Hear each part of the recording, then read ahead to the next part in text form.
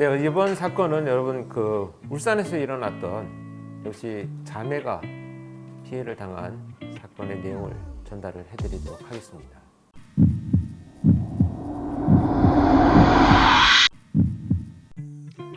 이 사건도 마찬가지로 굉장히 분노가 치미는 사건입니다. 한 커플이 있었고 헤어지자 남성이 여성을 스토킹하다가 살해한 사건인데요. 2019년에 KBS에서 이런 조사를 한 적이 있습니다. 1년 동안 1심 선고가 내려진 살인과 살인 미수 사건 중에서 범행 전 스토킹 또는 스토킹 의심 정황이 있었던 사건들을 분석한 건데요. 총 159의 사건 중에서 무려 48건이 스토킹 사건으로 분석됐습니다. 가해자도 분석을 했는데 전 남자친구가 절반 이상이었고 그 다음이 이제 남편, 또 상대 남자친구, 전 남편 이런 순이었다고 합니다. 남자가 스토킹 피해자였던 사건은 2건이었다고 하는데 가까운 사람들이 스토킹 범죄를 이렇게 저지르는 비율이 높은 점, 그걸 어떻게 봐야 될까요?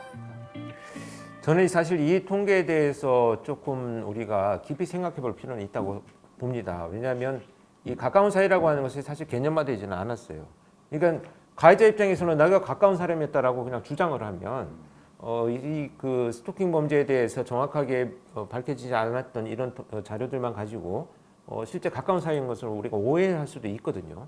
그래서 그런 부분들은 상당히 우리가 좀 더 면밀히 들여다봐야 될 부분이다라고 생각을 합니다. 그래서 어찌됐건 가해자 입장에서의 그 일방적인 그 행위이기 때문에 그런 관계들 좀 면밀히 살펴봐야 된다라는 것을 말씀드리고 싶고요. 사실 이 스토킹 범죄는 누구라도 피해가 될 수 있습니다.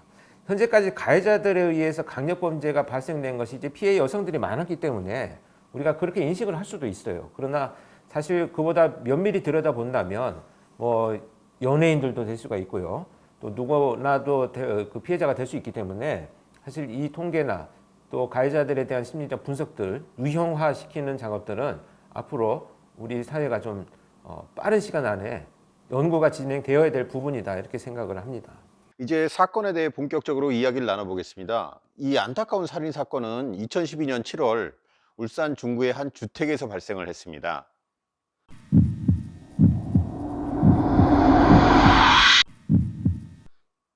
(2012년) 그의 여름은 한 가족에게 끔찍한 비극으로 기억되고 있습니다. 7월 20일 새벽 3시경 한 남성의 승용차가 어느 빌라 근처에 멈춰 섰습니다. 차에서 내린 남자는 잠시 빌라의 어느 집을 살펴본 뒤 가스배관을 타고 건물을 오르기 시작했습니다. 이윽 꼭 어느 집의 베란다 창문을 열고 집안 거실로 침입한 남자, 그는 거실에 놓인 침대에서 잠을 자고 있던 한 여성을 향해 다가갔습니다. 그리고 준비한 식칼을 꺼내 목 부위를 2번 찔러 살해했습니다. 그런데 피해자가 살해되기 전 지른 비명을 듣고 나서 한 여성이 방에서 뛰쳐나왔습니다. 그러자 남자는 베란다에서 1층으로 뛰어내려 도주했습니다. 방에서 뛰쳐나왔던 여성은 사망한 피해자의 언니였습니다. 동생이 목에서 피를 흘린 채 쓰러져 있자 온몸이 부들부들 떨릴 정도로 당황한 이 언니는 119에 신고를 하고 도움을 요청했습니다.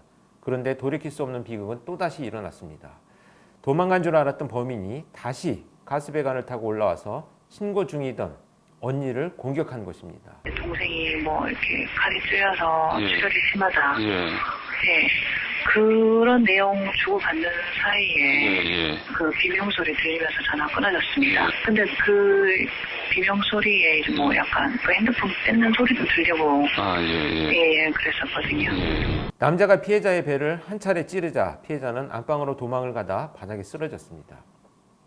그런데 이후 범인의 행동은 잔혹 그 자체였습니다. 쓰러진 피해자의 목과 가슴 부위를 총 12번이나 찔러 살해한 것입니다.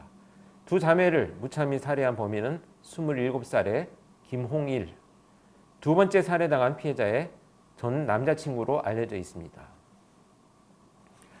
네, 이 사건은 말씀드린 것처럼 김홍일에 의해서 벌어진 김홍일 살인사건입니다. 범인의 이름이 공개됐기 때문에 저희들도 실명으로 여러분들께 말씀을 드리도록 하겠습니다. 사건 발생이 2012년이었고요. 이미 재판이 끝난 사건입니다. 판결문을 참조해서 이야기를 나눠보도록 할 텐데요.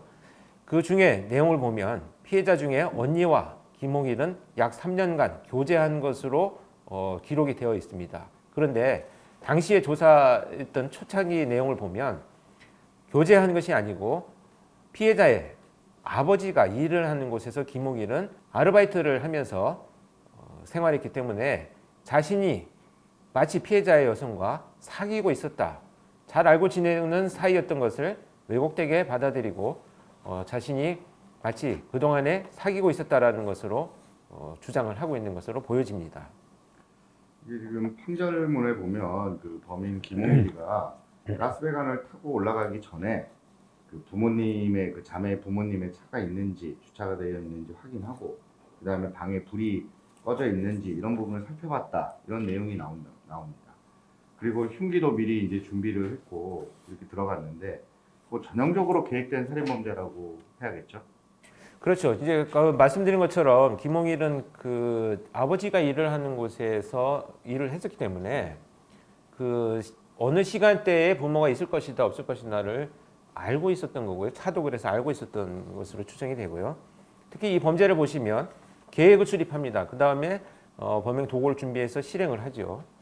또 침입의 방법도 나름대로 준비를 해서 침입을 2번이나 실행을 했고요. 그 다음에 증거인멸을 하기 위한 노력을 했기 때문에 전형적인 계획살인 범죄의 유형으로 분류가 됩니다.